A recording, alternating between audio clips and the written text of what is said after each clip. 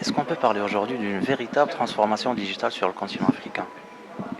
On ne peut pas parler d'une véritable transformation digitale en Afrique, on peut parler des prémices d'une transformation à venir. En effet, parce que quand on voit du nord au sud, de l'est à l'ouest, il y a une révolution. Il y a des mouvements qui sont en train de se faire en matière de digitalisation, mais ces mouvements ne sont pas partout. Il y a certains points où on voit des avancées, à certains points où on a des points noirs.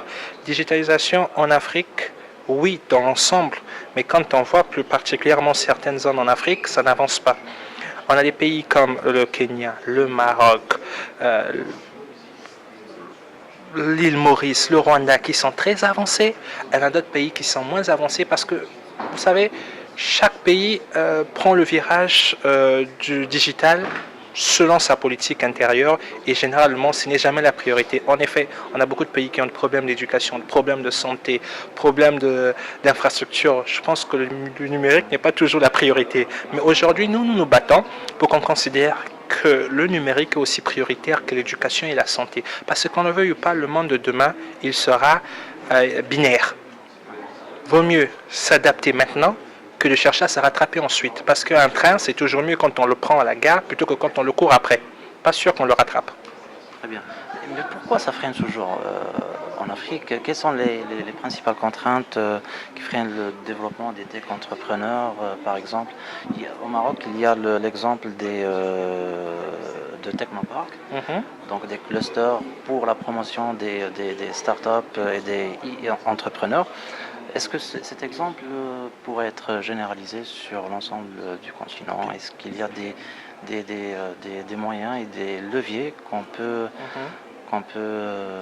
travailler sur pour promouvoir cette digitalisation du continent, par exemple? En matière de digitalisation, en matière de développement, on va dire, on prend toujours des bons exemples des autres. Le Maroc a de très bons exemples et je pense qu'on devait le prendre partout. Le Rwanda a de très bons exemples, on devrait les copier aussi. Les technoparks, ce sont des mini-environnements qui permettent aux startups d'éclore, permettent aux jeunes de passer de l'idée au projet, du projet à l'entreprise et de l'entreprise au marché. Et ça, c'est quelque chose qui marche bien et on devrait le capter. C'est pour ça que je dis que pour que ça marche, je l'ai dit lors de la conférence tout à l'heure, que l'État a une grande implication parce que l'État ne peut pas faire seul. L'État va faire avec le secteur privé. Le secteur privé ne peut pas faire seul, le secteur privé va faire avec le marché. Mais l'État doit donner l'impulsion, créer le cadre réglementaire, peut-être investir ou lancer des investissements dans les infrastructures. Si cela n'est pas possible, rien ne va avancer. Vous ne pouvez pas avoir un œuf, avoir l'huile et ne pas avoir le feu, penser avoir l'omelette. Ça ne marche pas. Et le problème, c'est que beaucoup d'États pensent qu'on va faire les omelettes avec l'œuf et l'huile sans le feu. Par contre, d'autres ont compris qu'il fallait apporter du feu. Et c'est la même chose en matière numérique. Si nous voulons tous avancer, nous devons tous... Il y a le prérequis, ça ne change pas. Comme pour faire les omelettes, pour le numérique, ces prérequis doivent être aussi respectés à la lettre. Sinon, on a des disparités. On a une Afrique qui avance parfois très vite dans certaines zones et on a une Afrique qui n'avance pas. À deux vitesses. C'est peut-être pas à deux vitesses, c'est à trois vitesses. Il y en a ceux qui vont vite, il y en a ceux qui vont lentement, il y a ceux qui ne vont pas. Ils sont en N, quoi. Donc, pourriez-vous nous présenter l'activité de ABAX et votre présence en Afrique, ce que vous faites exactement et vos projets d'avenir?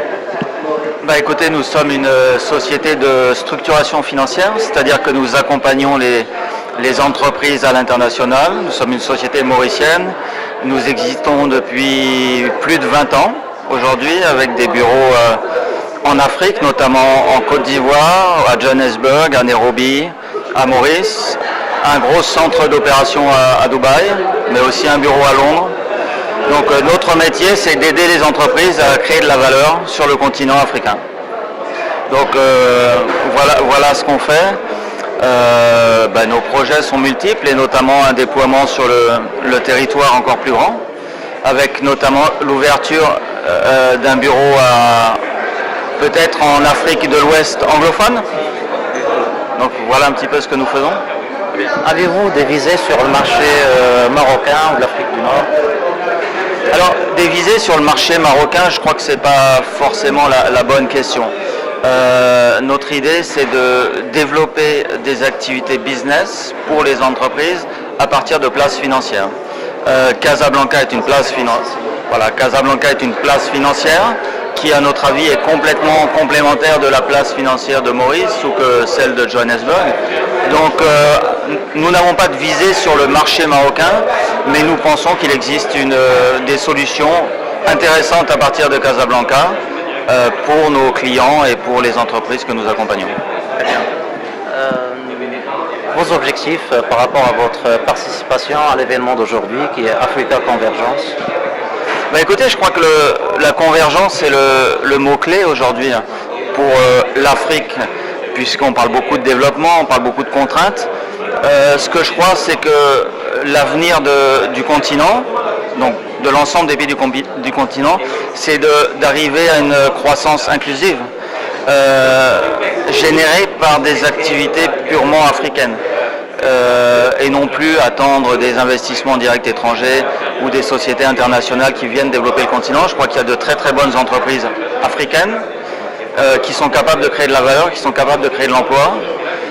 Et si on écoute ce qu'ont dit les panélistes aujourd'hui, je crois que c'est vrai, notamment sur le digital et le 2.0, on a de très très bonnes start-up en Afrique, notamment au Kenya, en Afrique de l'Est. Donc l'idée, c'est peut-être de transposer ce modèle qui fonctionne très bien en Afrique de l'Est, en Afrique de l'Ouest et notamment en Afrique francophone. Et je pense que l'avenir, c'est ce que j'appelle la tontine 2.0, c'est-à-dire développer des solutions innovantes africaines qu'on pourra exporter ailleurs.